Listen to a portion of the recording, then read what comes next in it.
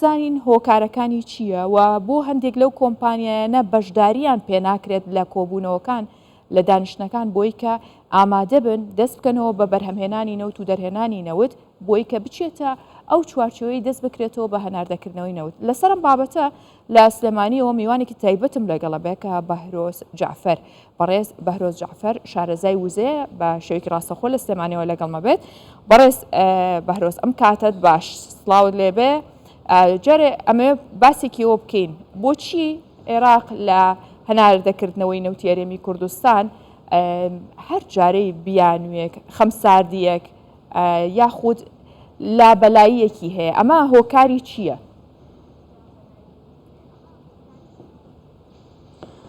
سڵاو لەوەوە سوپاس بۆم دەرفەتە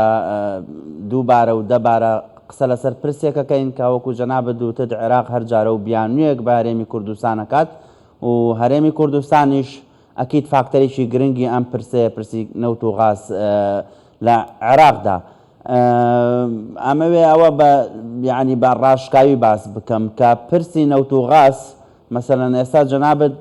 ماتماتیک بخوێنی ماتماتیکە خوێنی، کیمیا بخوێنیت لە مەجای کیمیایە ئیشەکەی،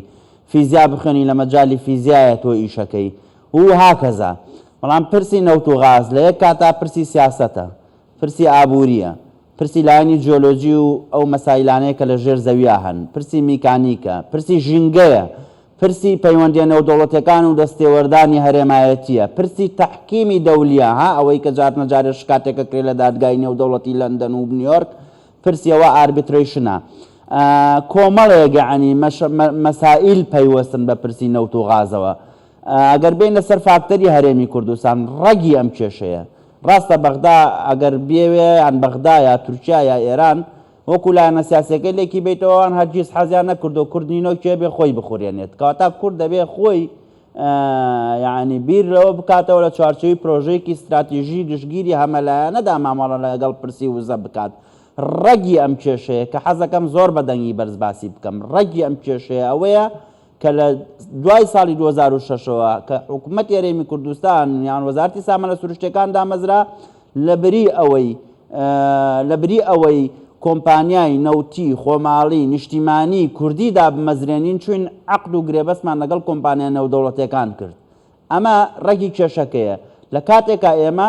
هیچ شارزای کەوتۆمان لە گرێبەست نەبوو، ینی ئەزمونێکمان نەبوو لە مەسەلەی ئەو مەسایلە ئاڵۆزانەی کە باسم کرد پەیوەندن بە پرسی نەوت و غازەوە، مەسایلی سیاسی تایە، گرێبەستی تایە، ژینگەی تایە، دەرهێنانی تایە، پاڵەوتنی تایە، هەناردەکردنی تایە، لۆبیکردنی تایە، بە بازارکردنی تایە. ئەمە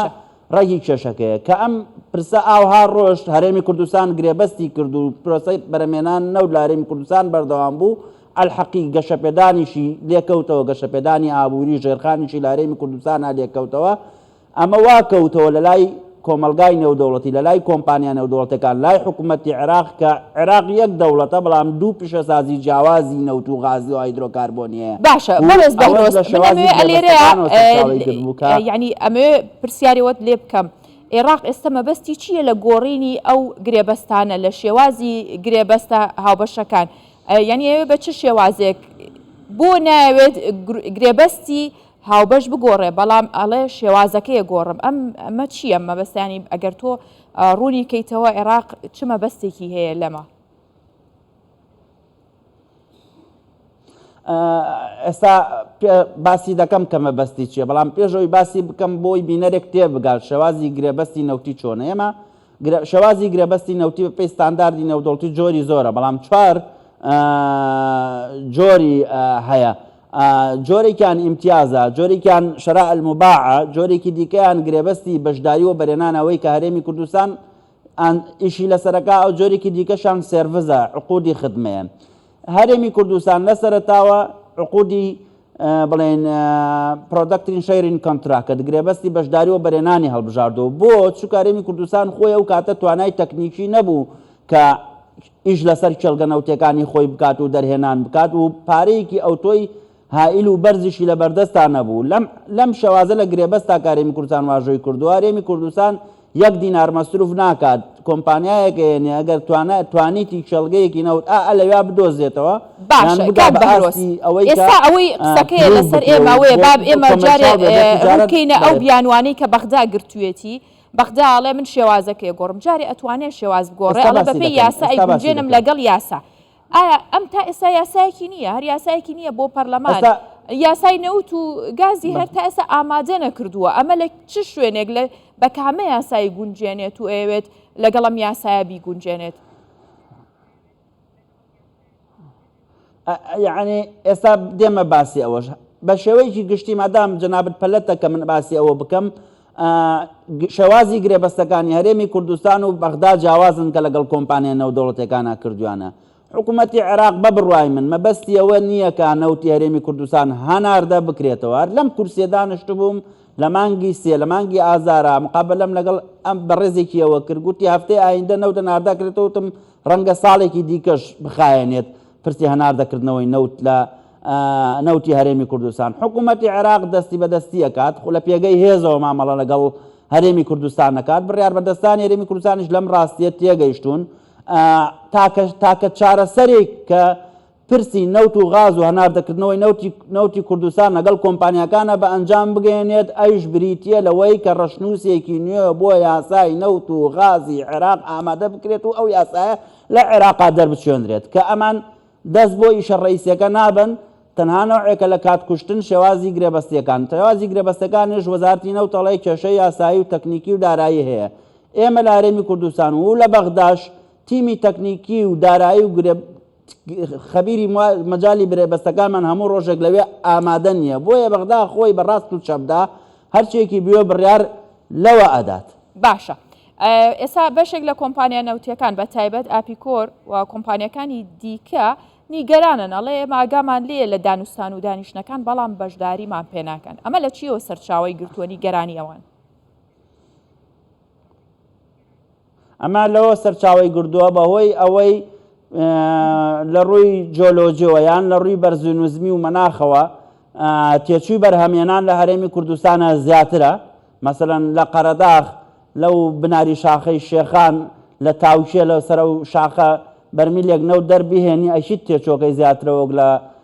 ناوچەیەکی لمینی وەکو ڕۆژاوای قوڕنایان وەکو زیقار کە تازە چەڵگەی نەوتی ئیرودۆیان تا دۆزێتەوە هەموو لم و تەختینەیە بۆیە تێچووی بەرهەمێنانی نەوت لە هەرێمی کوردستان یان تێچووی دەرێنان لە هەرێمی کوردستانە 24 بۆ 32 دۆلارە بۆ بەرهەمێنان و گواستنەوە بەڵام لە بەغدا 6 دۆلارە هەر لەبەرەوەشە هەرێمی کوردستان و بەغدا ناکەنە نەتیجە نێوانیان زۆرە 6 دۆلار بۆ 24 بۆ 32 دۆلار کۆمپانیا نەوتەکان ڕازی بوون بە 24 دۆلار دەست بکەنەوە بە بەرهەمێنان بەڵام هێشتا بەغدا و ڕەزامەندەی دەرنەبڕیوە